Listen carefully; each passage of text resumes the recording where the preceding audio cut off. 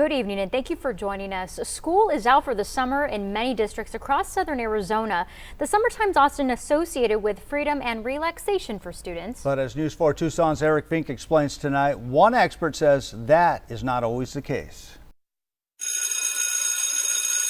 For many kids, the bell rang for the final time this week, and for some, being out of school can hurt their mental health. It's a time to sort of kick back and not have the normal pressures that seem to be in place during the school year.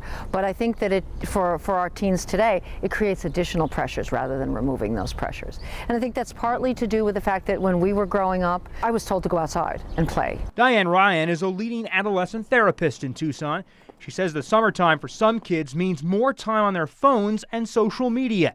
And it almost always leads to a loss of structure, which can lead to depression and anxiety. The structure is really helpful to try to maintain a sense of groundedness and make sense of the day. And if you don't have that, which you don't have in the summer, the tendency is to turn toward things to fill up the structure. And unfortunately, oftentimes those are things that are not healthy. Substance use, bad sleeping, and particularly social media. Ryan argues social media plays a role in FOMO, or the fear of missing out. Being out of the loop, missing out, and when you're alone. So it really does add to a sense of depression. Ryan says getting outdoors is a prescription for your health.